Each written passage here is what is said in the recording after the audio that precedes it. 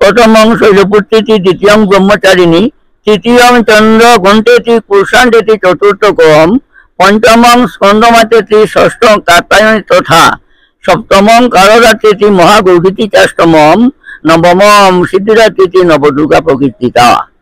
এই যে নবদুর্গা, এই নবদুর্গা আমাদের শরীরের মধ্যে কাম, ক্রোধ, লোভ, মদ, মাৎসর্য এই সবটি দোষ আমাদের শরীরের মধ্যে আছে। আমরা বই পড়ি, একটা কথা আছে, পুস্তকস্থ আছে যা বিদ্যা পরহস্ত গতঙ্গনম, কার্যকালে সমুৎপন্নে নশা বিদ্যা নতধনম। পুস্তকে স্থাপিত বিদ্যা সেটা আমরা যদি হৃদয়ঙ্গম না করতে পারি তাহলে জীবনে কোনো কাজ হয় না। তাই চণ্ডীতে যখন এই শ্লোকগুলা দেখি তখন আমাদের মনে হইল এই যে বাগানের যে ম্যানেজার পরিমল ভৌমিক মশাই, উনি একদিন প্রশ্ন করলেন আমাকে যে ওরা খেয়ে ওদের পূজা তো আমাদের করা দরকার। কারণ ওরাই আবার বিভিন্ন রূপে বিভিন্নভাবে পূজা। যেমন আমি প্রথমে শৈলপুত্রের চরিত্র আমি দেখি, উনি আমাদের বলি যে দেবাদিদেব মহাদেবের স্ত্রী, উনি শৈলপুত্রী।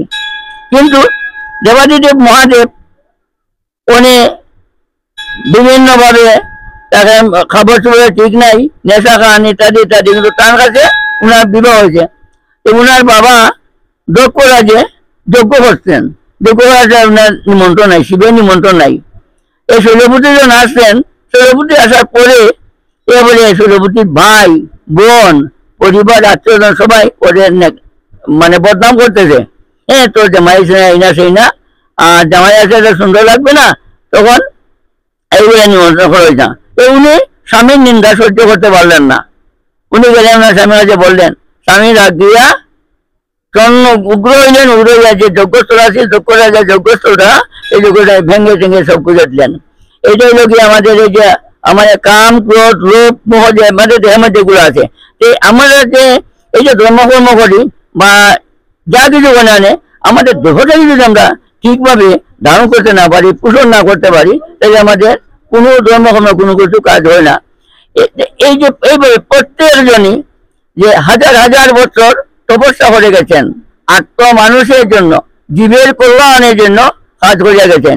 এই সব জীবের কল্যাণে কাজ করার গিয়া এরপরে গিয়া বিভিন্ন দেবতারা কি করছেন, এখন অস্ত্র দিয়েন দিয়া, তারপরে এই দুর্গা সৃষ্টি, দুর্গার আমরা ষষ্ঠী থাকি দশমী পর্যন্ত 5 দিন পূজা করি। হ্যাঁ, আর এরা যে এই যে 9 জন, এই 9 জনকে আমরা 9 দিনে বিশেষভাবে বর্ণনা করিয়া দিয়া হয়। এবার সবের সমন্বয় গেছে যেমন লা শরিকা আল্লাহ, ইসলাম ধর্মে একটা আছে লা শরিকা আল্লাহ এক, তারা শরিকা নেই। আমাদের ঈশ্বর একমে বর্ধিতম, ঈশ্বর এক, কিন্তু বিভিন্ন রূপে বিভিন্ন রূপে পরিচালনা করা যায়। বিভিন্ন পরিচালনার ভিতরের মধ্যে একটা ভাব আসে, এই ভাব আসলে দেহ পবিত্র হয় এবং তারপরে এটা ধর্ম হয়, আর কিছু নাই তো সেখানে।